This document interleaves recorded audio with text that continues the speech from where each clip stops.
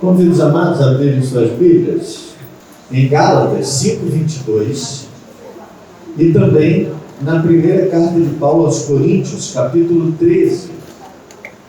Eu quero falar um pouco sobre o mês da família. Muito bem, está aqui conosco o nosso tema para o mês da família deste ano. E veja, irmãos, a gente dedica o mês de março à família. Não por acaso. É porque família é algo muito importante, é algo fundamental para a nossa vida espiritual. Cuidar da nossa família, como foi falado aqui, é muito importante, é fundamental. Vamos colocar todos de pé e vamos falar novamente o tema do nosso mês da família. Vamos todos juntos? O doce sabor da família. Mais uma vez. O doce sabor da família. Nossa divisa está em Gálatas 5:22 e 23. Vamos lá? Mas o Espírito produz este fruto: amor, alegria, paz, paciência, amabilidade, bondade, fidelidade, mansidão e domínio próprio. Não há lei contra essas coisas. Amém? Amém. Que seja assim, que nossas famílias sejam abençoadas. Poder sentar. Nós já lemos Gálatas 5:22. Nós acabamos de ler. E agora vamos ler primeiro aos Coríntios, capítulo 13. Ainda que eu falasse as línguas dos homens e dos anjos, e não tivesse amor, seria como o metal que soa, ou como o sino que tine.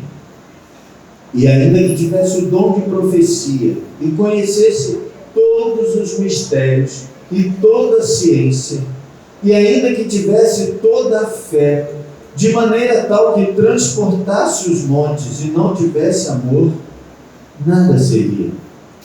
E ainda que distribuísse toda a minha fortuna para o sustento dos pobres, e ainda que entregasse o meu corpo para ser queimado, e não tivesse amor, nada disso me aproveitaria. O amor é sofredor, é benigno. O amor não é invejoso. O amor não trata com leviandade, não se ensoberbece, não se porta com indecência, não busca os seus interesses, não se irrita, não suspeita mal, não folga com a injustiça, mas folga com a verdade. Tudo sofre, tudo crê, tudo espera, tudo suporta. O amor nunca falha. Mas havendo profecias serão aniquiladas, havendo línguas cessarão, havendo ciência desaparecerá, porque em parte conhecemos e em parte profetizamos.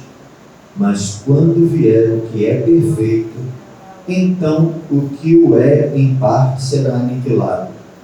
Quando eu era menino, falava como menino, sentia como menino, discorria como menino. Mas logo que cheguei a ser homem, acabei com as coisas de menino. Porque agora vemos por espelho, em enigma, mas então veremos face a face. Agora conheço em parte, mas então conhecerei como também sou conhecido. Agora, pois, permanecem a fé, a esperança e o amor, estes três. Mas o maior destes é o amor. Pai querido, muito obrigado por essa palavra tão linda que nós acabamos de ler. Muito obrigado porque o Senhor nos fala sobre o amor. O Senhor nos orienta sobre a importância do amor e sobre como devemos vivê-lo. Nós queremos te pedir que o Senhor nos abençoe, nos oriente através desta palavra. Que a tua graça seja derramada sobre nós. É a nossa oração em nome de Jesus. Amém. Amados, nós estamos então, como falei, no mês da família, e hoje nós vamos iniciar a série de mensagens do mês da família sobre o fruto do Espírito, e nós abordaremos o tema, o fruto do Espírito mais doce de todos, o amor. E Gálatas 5:22, quando o apóstolo Paulo fala sobre o fruto do Espírito, ele começa pelo amor. E ele fala sobre o fruto do Espírito, e não sobre os frutos do Espírito. É um fruto só, que todos nós que temos o Espírito começa a desenvolver em nós. E esse fruto, ele é dividido em 9,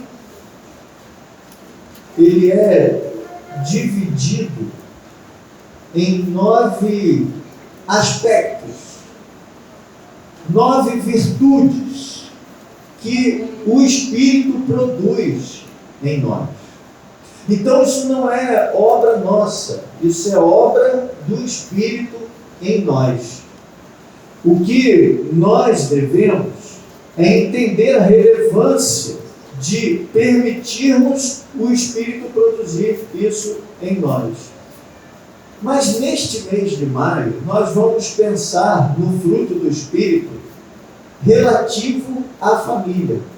A relevância do fruto do Espírito não apenas para a nossa vida espiritual, mas para a nossa família.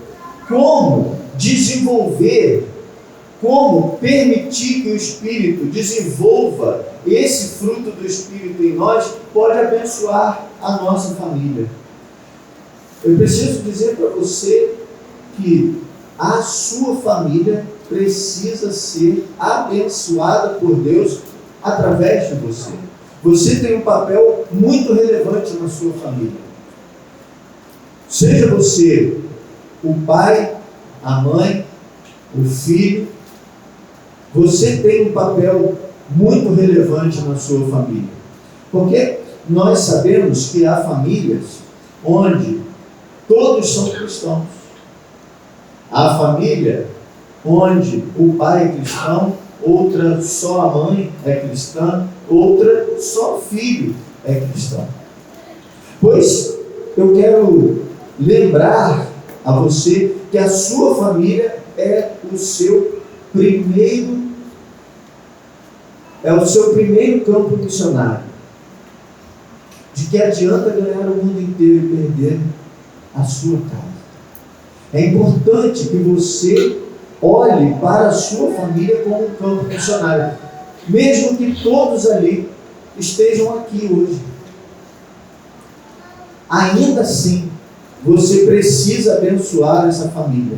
Ainda assim, você precisa fortalecer a sua família. Ainda assim, você precisa transformar, ajudar Deus a transformar a sua família num lugar abençoado, num lugar bom de se viver, num lugar que espelhe o céu. Nós vimos agora há pouco o vídeo sobre o acampamento do mês da família. E assim, eu vou dizer da minha percepção. Beirou a perfeição. Não porque tudo tenha sido minuciosamente planejado, apesar de ter sido bem planejado, mas porque nós percebemos a presença de Deus ali naquele lugar. Porque nós vivenciamos a comunhão das famílias ali naquele lugar. Pessoas tão diferentes que somos, mas estivemos ali debaixo da mesma graça de Deus, compartilhando do amor de Deus. É claro que o céu vai ser ainda muito melhor, mas é importante que em nossos lares,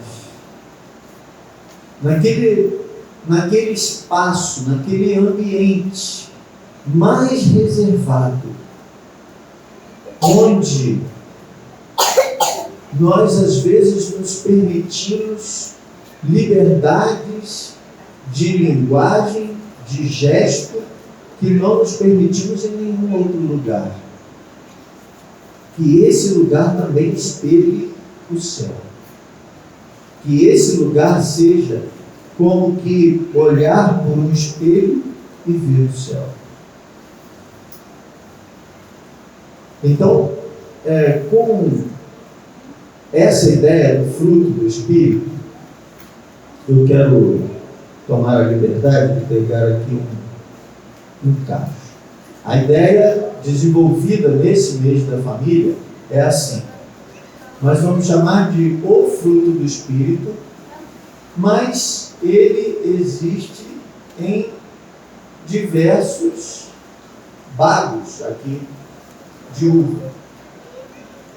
E nós vamos chamar de cada um desses uma virtude ou um aspecto do fruto. A gente percebe que eles são diferentes. Apesar de fazerem parte da mesma videira, do mesmo galho, mas uma é diferente da outra. Tem uma de cor mais escura, tem outra de cor mais clara, tem um de tamanho mais reduzido, tem outra maior. Elas são diferentes e é possível que ao saborear nós percebamos que um é mais azedo do que o outro é mais doce. Então, quando nós percebemos isso, nós precisamos olhar para o fruto do Espírito e perceber que esse fruto do Espírito, embora ele é diverso, ele não é por igual. Então nós vamos perceber ao longo dessas próximas semanas, ao longo do mês de maio, nós vamos perceber que às vezes nós temos um fruto mais um aspecto, uma virtude do fruto mais desenvolvida do que a outra. É possível que o amor esteja mais desenvolvido do que o domínio próprio. É possível que a alegria seja, na minha vida, mais azeda do que a mansidão. Então, é preciso equilibrar isso. É preciso permitir que o Espírito desenvolva por igual. Ele quer desenvolver, mas nós precisamos permitir isso. Quanto mais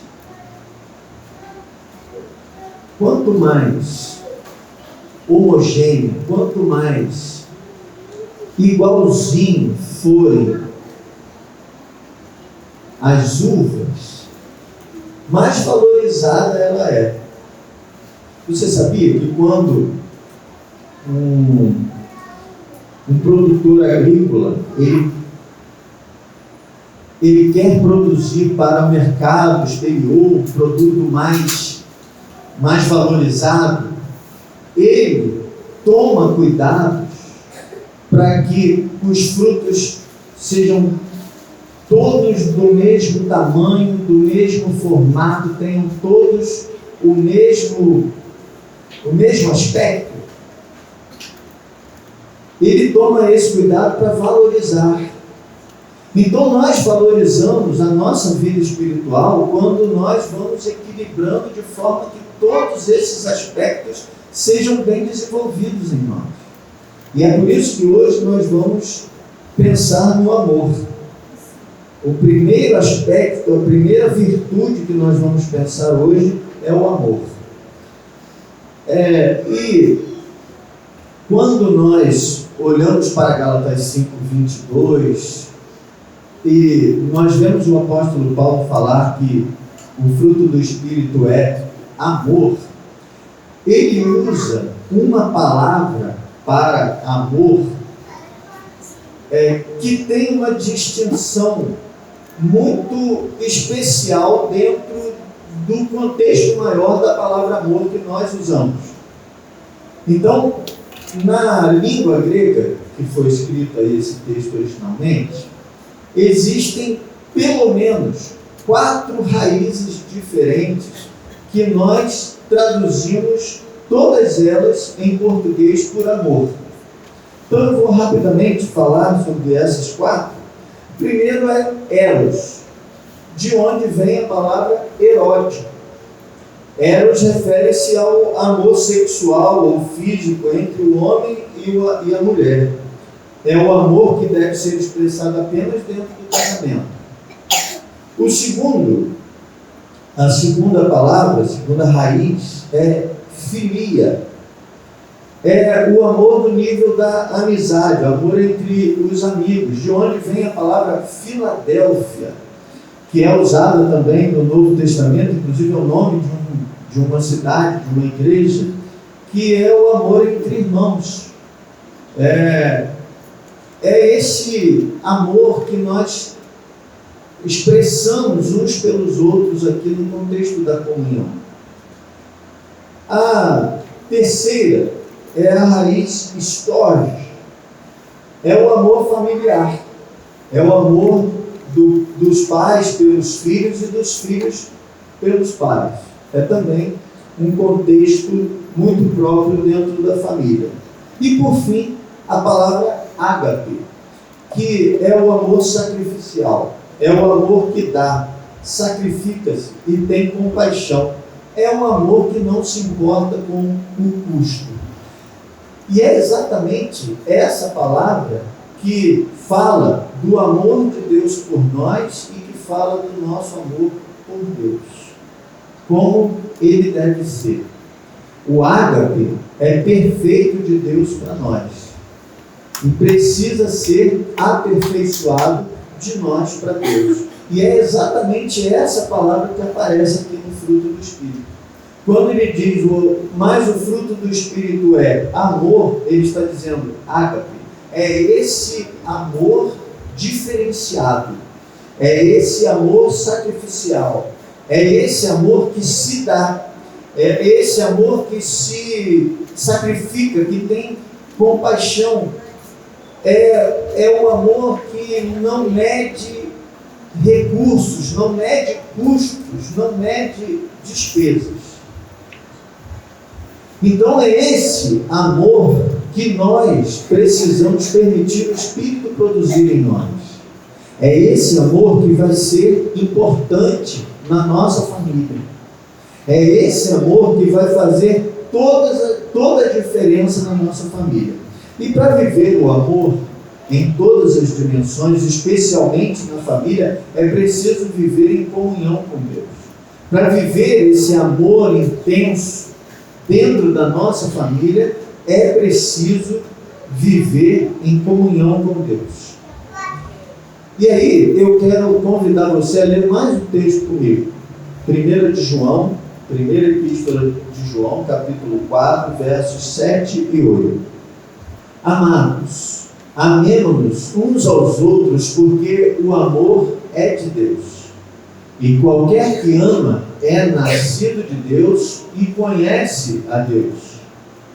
Aquele que não ama não conhece a Deus, porque Deus é amor.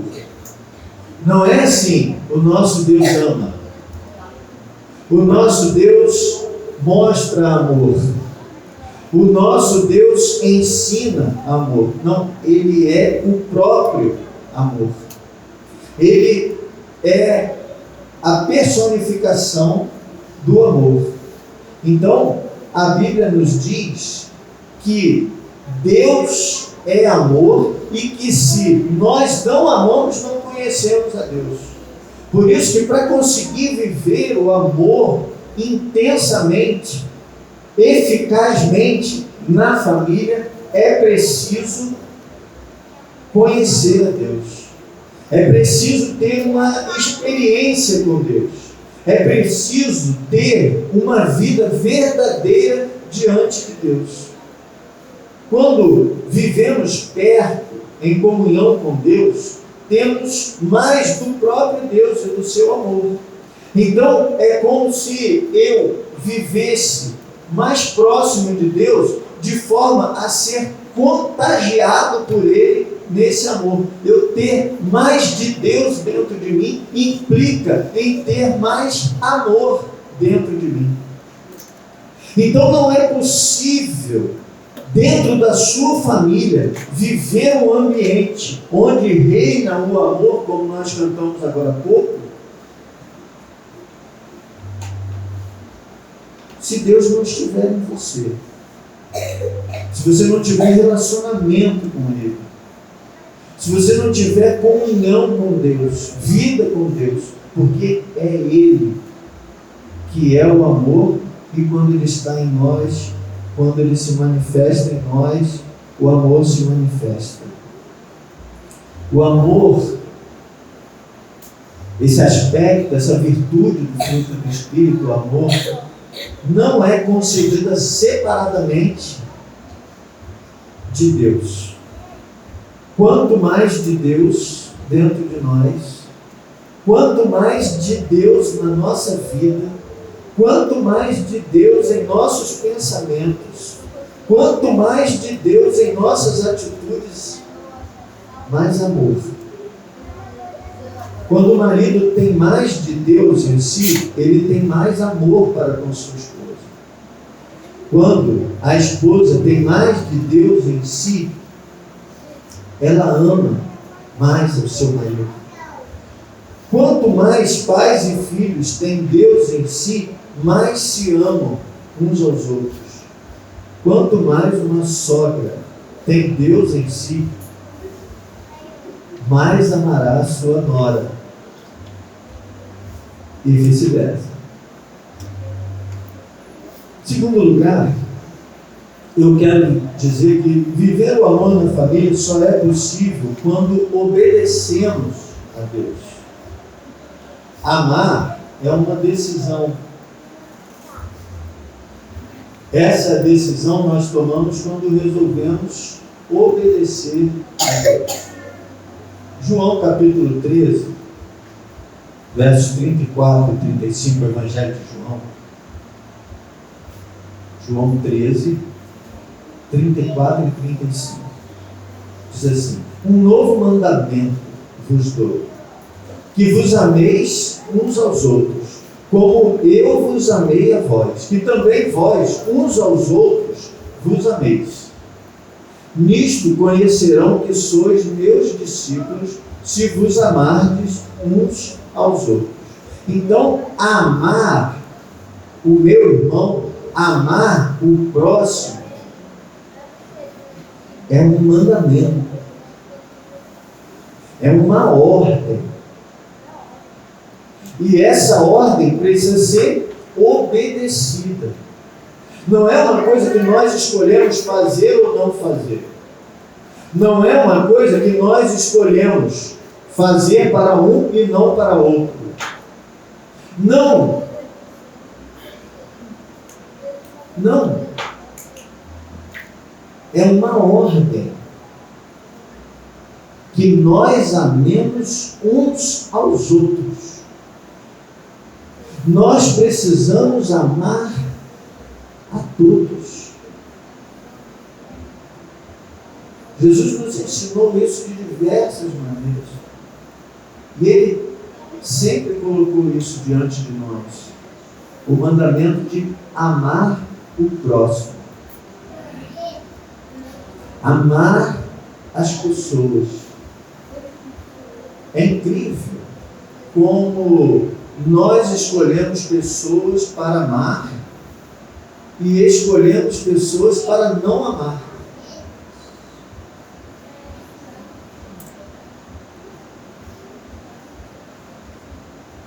Parece que em todo ambiente a gente escolhe aquelas pessoas com as quais mais nos identificamos e escolhemos amar só a essas e não aquelas. Isso em todo ambiente. A gente a gente se dá um direito que não tem de fazer essa escolha. Dentro da vizinhança, nós temos pessoas com as quais nós nos identificamos. E nós escolhemos amar a essas pessoas. E escolhemos não amar as outras,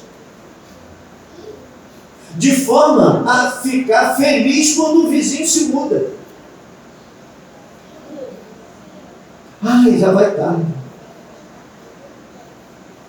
No ambiente do trabalho, a mesma coisa. Nós escolhemos amar mais pessoas com as quais nos identificamos.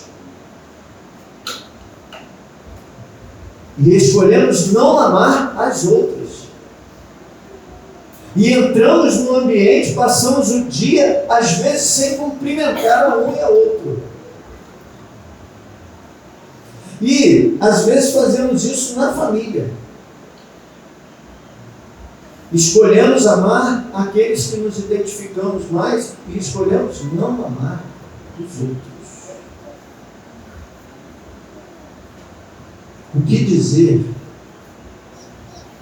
de pais que tratam um filho melhor do que o outro?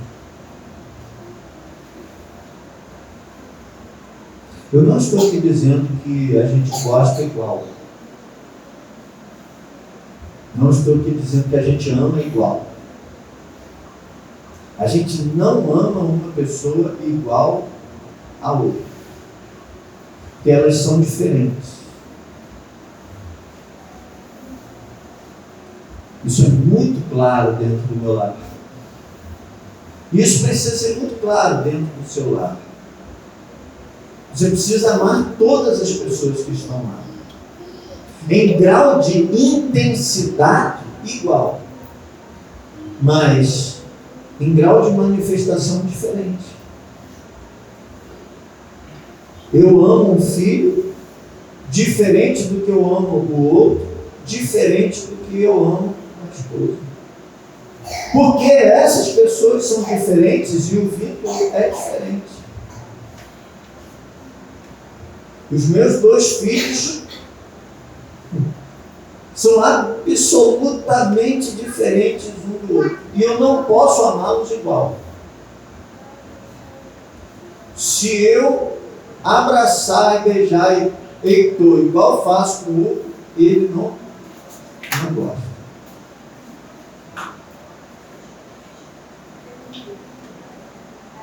Eles são diferentes. Eu os amo intensamente, diferente.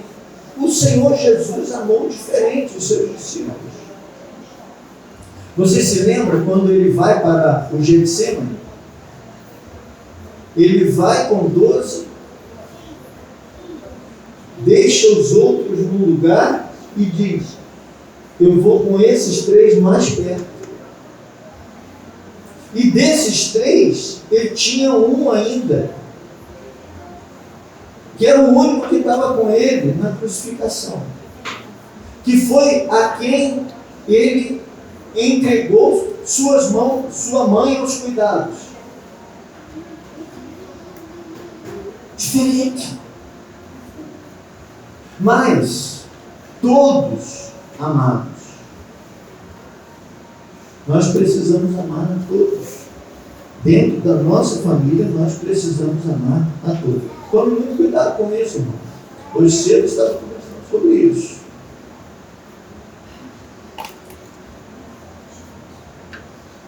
Às vezes a gente ama mais o caçula, às vezes a gente ama mais o mais velho, o do meio sempre sobra. Isso não pode acontecer. Isso é destrutivo.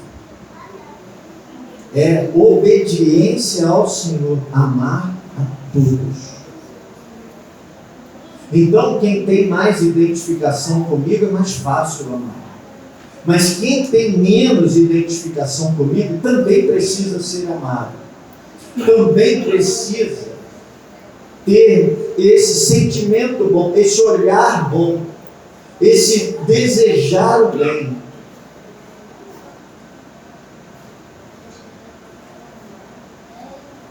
Por fim, o amor de Deus em nós nos capacita a viver em família. Nos capacita e nos dá condições de perdoar. Deus nos perdoa e Ele nos ensina a perdoar. Na família, muitas vezes, nós temos oportunidade de perdoar. Perdoar é demonstrar amor. Às vezes, a gente ouve uma coisa que a gente não gosta.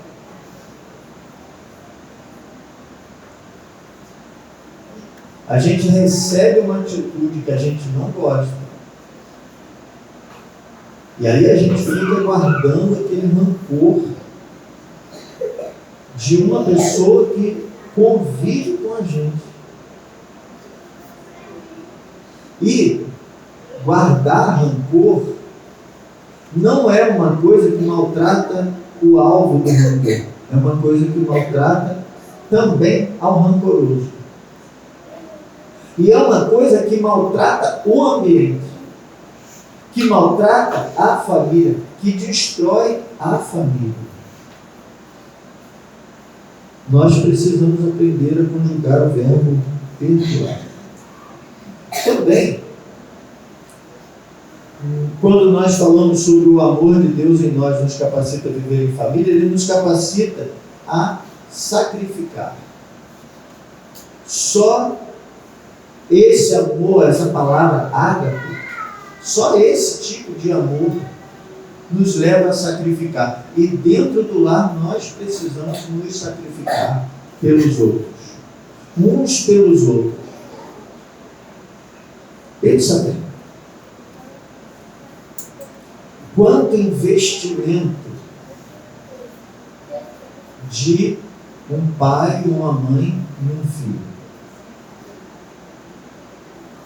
Condições normais, desde que nasce. Quanto investimento? 9 meses, em média não, 9 meses normalmente, uma mãe carrega um filho, gera um filho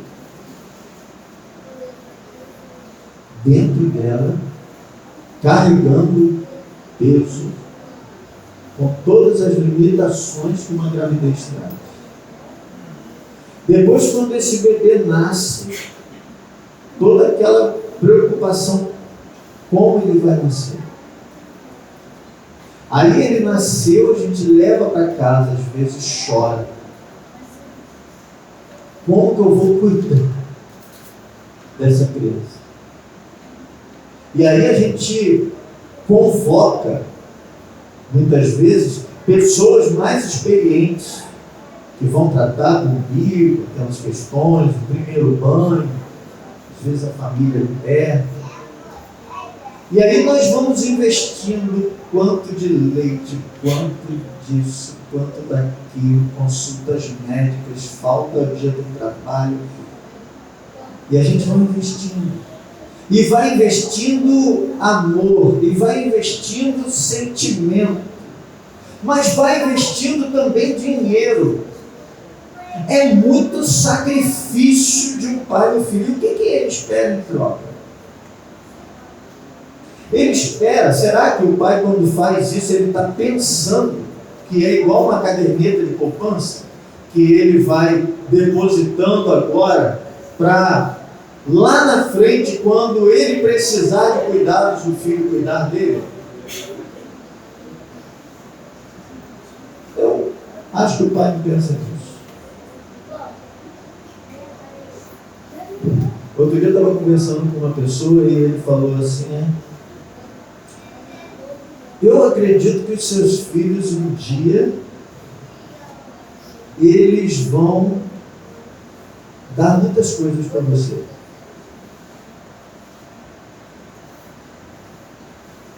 Aí eu falei, de que coisas você está falando? Aí ele falou, pagar coisas. falei assim, se um dia eles fizerem isso, tudo bem. Mas se eles não fizerem o que eles já me dão de amor, já está valendo a pena.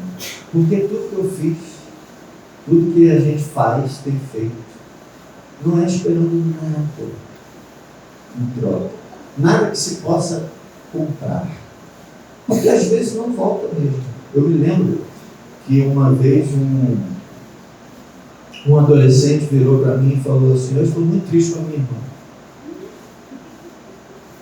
Aí eu falei, mas por que, meu filho? Aí ele foi e falou assim, porque você veja bem. Meu pai e minha mãe deram tudo para ela a vida toda. Ela estudou, e os meus pais ali cuidando, e ela se formou. Quando ela começou a trabalhar, ela casou. Não ajudou nunca em casa.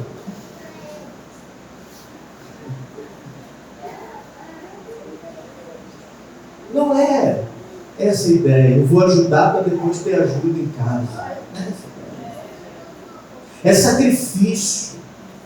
É esse amor. Por quê? Irmãos, algumas pessoas têm essa ideia. Eu vou ajudar porque depois eu vou ser ajudado. Eu vou dar com a mão esperando receber com a outra. E quando eu não recebo, eu penso que é ingratidão. Mas eu nunca vou achar alguém ingrato se eu não fiz esperando receber alguma coisa em troca. A ingratidão parte muito de você, da sua expectativa. E aí tudo que for abaixo da sua expectativa é ingratidão.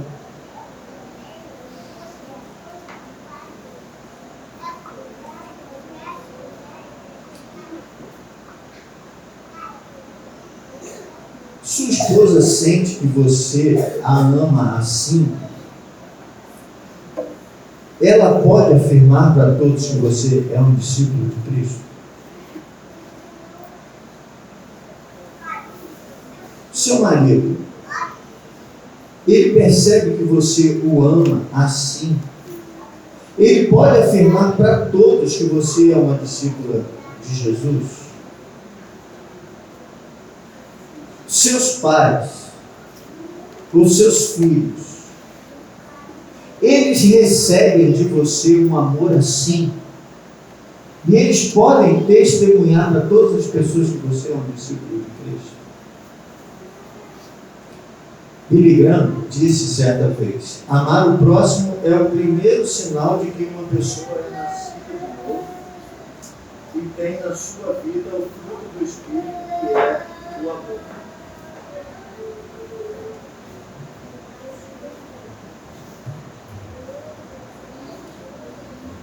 Esse é o sinal que está na hora de terminar, né? O microfone que eu tomo. Então eu vou voltar com o Billy Graham de novo que eu escrevi aqui. Amar o próximo é o primeiro sinal de que uma pessoa é nascida de novo e tem na sua vida o fruto do Espírito, que é o amor. O próximo, mais próximo de nós, está na nossa família.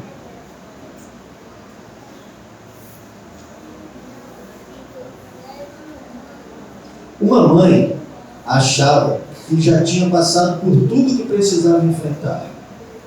No entanto, durante o longo inverno, enfermidades e acidentes atingiram quase todo o seu lar. Cachumba, sarampo, nariz quebrado, uma perna quebrada, 4 dentes novos para o filhinho, provocaram angústias e carências, a ponto de ela chegar a dobrar os joelhos para clamar em protesto e desespero. Ó Senhor, eu tenho tanto que fazer. Para sua surpresa, o que aconteceu de fato foi muito diferente.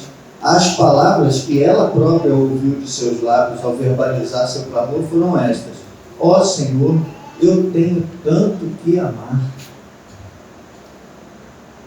Nos desafios, nas lutas, nas diferenças, nas enfermidades, nas turbulências da nossa família, temos tanto que amar e amar. Que Deus te abençoe e que você viva esse amor dentro da sua família.